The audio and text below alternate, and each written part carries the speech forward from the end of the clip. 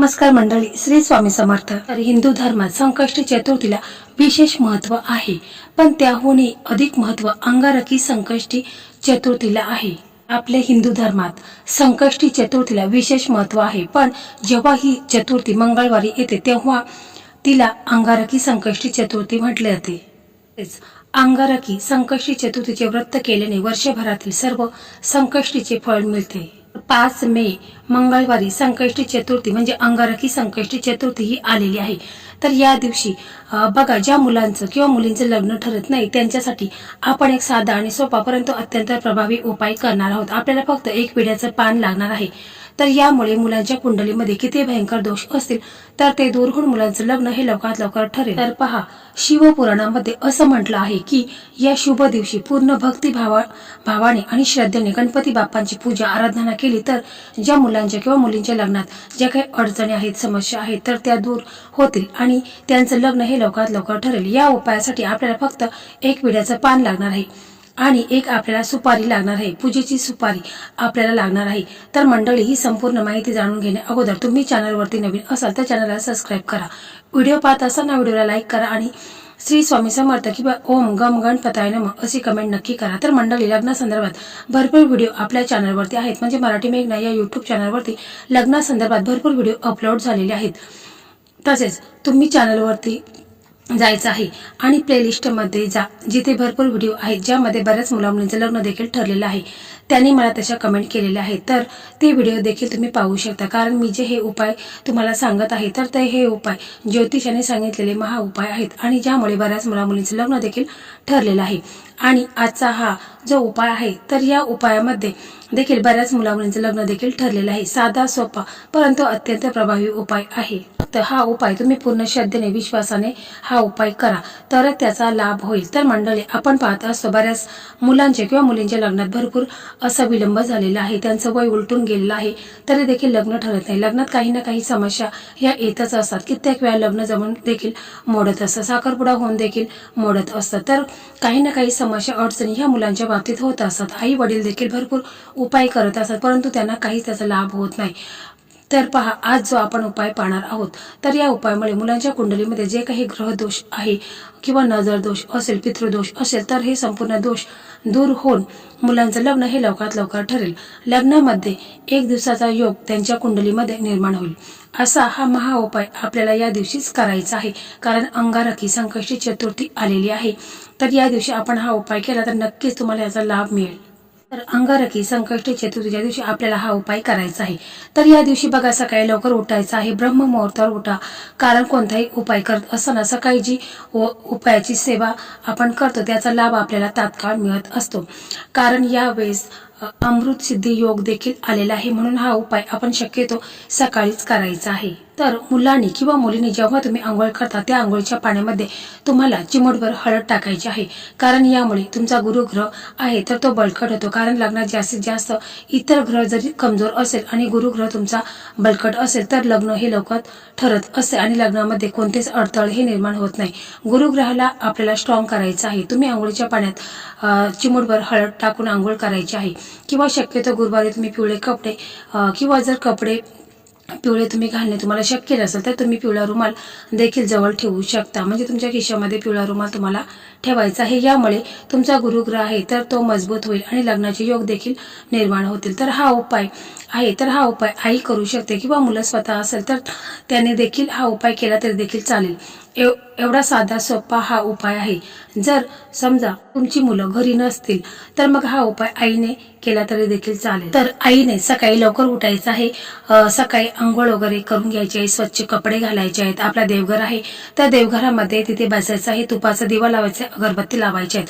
आपल्या देवघरामध्ये जे आपले इष्टदेव आहेत, कुलदेवता असे स्वामी समर्थ महाराज आहेत, प्रथम पूजनीय गणपती बाप्पा आहेत तर यांना तुम्हाला अभिषेक करून घ्यायचा आहे. म्हणजे तुम्ही पंचामृताने अभिषेक करून घ्यायचा आहे. जर तुम्हाला पंचामृताने अभिषेक करणे शक्य नसेल तर मग तुम्ही दुधाने अभिषेक करू शकता. तर त्याच्यानंतर जर गणपती बाप्पांचा फोटो असेल तर तो देखील तुम्ही पुसून घ्यायचा आहे. आणि त्याचबरोबर इतर आपल्या देवघरामध्ये देवी देवता आहे त्यांचा देखील तुम्ही अभिषेक करून घ्यायचा आहे.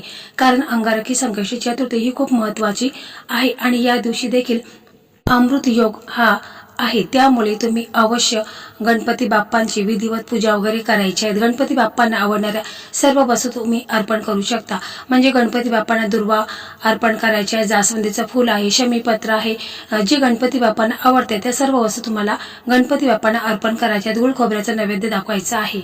त्याच्यानंतर जर आई हा उपाय करत असेल तर मुलांच्या कुंडलीमध्ये जे काही दोष आहेत तर ते दूर होऊन मुलांचं लग्न हे लवकरात लवकर ठरू द्या, असं तुम्हाला आपल्या देवघरामध्ये आपले जे इष्टदेव आहेत, कुलदैवत आहेत, गणपती बाप्पा आहेत, तर त्यांना तुम्हाला मनापासून पूर्ण श्रद्धेने बोलायचं आहे की माझ्या मुलांच्या कुंडलीत जे काही पितृदोष आहे, नजरदोष आहे किंवा कालसर्प दोष आहे तर तो दूर होऊन माझ्या मुलांचं लग्न हे लवकरात लवकर ठरू दे। अशा प्रकारे तुम्हाला गणपती बाप्पांना विनवणी करायची आहे, प्रार्थना करायची आहे, पूर्ण मनापासून श्रद्धेने तुम्हाला असं बोलायचं आहे। त्याच्यानंतर तुम्हाला एक विड्याचं पान लागणार आहे।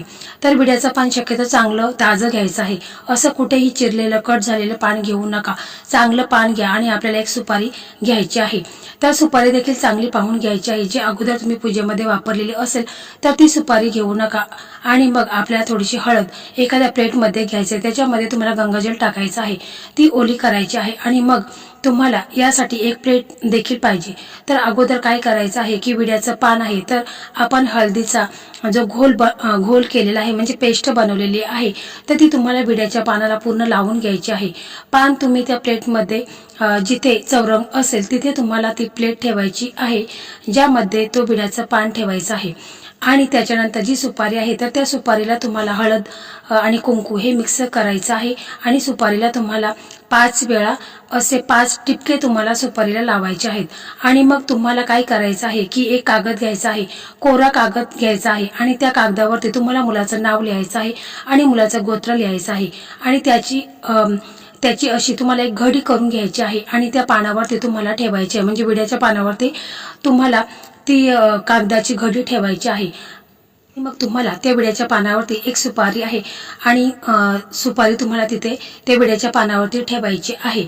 आणि मग तुम्हाला काय करायचं आहे की तुपाचा दिवा आहे तर तो दिवा घ्यायचा आहे, अगरबत्ती घ्यायची आहे आणि मग पूर्ण आपण तो विड्याचं पान आहे, त्या पानावरती सुपारी आहे आणि आपण जी चिठ्ठी ठेवलेली आहे तर त्याला पूर्णपणे धूप दीप दाखवायचं आहे, अगरबत्तीने ओवाळायचं आहे। आणि मग आई जर हा उपाय मुलांसाठी करत असेल तर तिने आपल्या मुलांच्या लग्नासंदर्भात जे काही अडचणी समस्या आहेत तर त्या दूर व्हाव्यात अशी तुम्हाला गणपती बाप्पांना प्रार्थना करायची आहे। आणि मुलं जर करत असेल तर मुलांनी स्वतःसाठी बोलायचं आहे। त्याच्यानंतर तुम्हाला ही प्लेट आहे तर ती तशीच उचलायची आहे आणि तुमच्याकडे तुळस असेल तर तुळशी वृंदावन समोर तुम्हाला ही प्लेट तिथे ठेवायची आहे। आणि मग तुम्हाला तुळशी मातेसमोर एक तुपाचा दिवा लावायचा, अगरबत्ती लावायची आहे आणि ही प्लेट तिथेच तुम्हाला ठेवायची आहे। म्हणजे आपल्याला 21 दिवस ही प्लेट तिथेच तशीच ठेवायची आहे। म्हणजे तुम्ही तुळशी वृंदावन आहे त्याच्या आतमध्ये ठेवू नका, बाहेर ठेवायची आहे। कारण जेव्हा आपण तुळशीला पाणी अर्पण करत असतो तेव्हा ते ओलं होता कामा नये, कारण त्याच्यामध्ये आपण एक चिठ्ठी ठेवलेली आहे। त्याच्यामुळे आपल्याला तुळशीच्या बाजूलाच ही प्लेट ठेवायची आहे, तशीच ठेवायची आहे। कारण सुपारी ही गणपती बाप्पांचे एक प्रतीक मानलं आहे।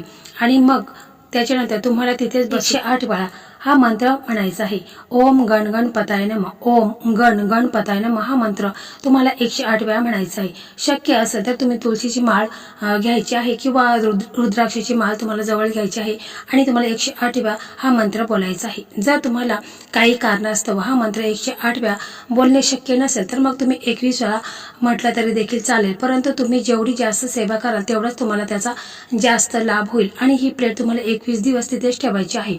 आणि मग रोज तुम्हाला त्या प्लेटमध्ये जिथे विड्याचं पान आहे आणि सुपारी वगैरे आहे तर तिला धूप दीप दाखवायचं आहे आणि गणपती बाप्पांना रोजच्या रोज तुम्हाला प्रार्थना करायची आहे। मुलांच्या लग्नाबाबत जे काही अडचणी समस्या आहेत तर त्या दूर व्हाव्यात अशा प्रार्थना करायच्या आहेत। आणि रोजच्या रोज तुम्हाला हा मंत्र 11 वेळा म्हणा किंवा 21 वेळा म्हणा किंवा 108 वेळा हा मंत्र म्हणायचा आहे। म्हणजे ओम गण गणपताय नमः हा मंत्र तुम्हाला म्हणायचा आहे। तुम्हाला रोजच्या रोज म्हणजे 21 दिवस तुम्हाला ही सेवा नित्य नेमाने करायची आहे।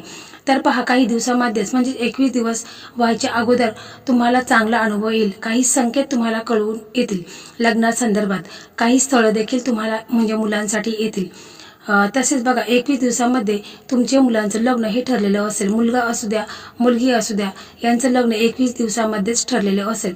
आणि मग 21 दिवस झाल्यानंतर जी आपण सुपारी ठेवलेली आहे, ज्यामध्ये कागद आहे आणि विड्याचं पान आहे, तर ते तुम्हाला काय करायचं आहे की हे सर्व साहित्य तुम्ही वाहत्या पाण्यामध्ये विसर्जित करायचं आहे किंवा एखाद्या झाड जर असेल तर त्या झाडामध्ये दाबून टाकायचं आहे.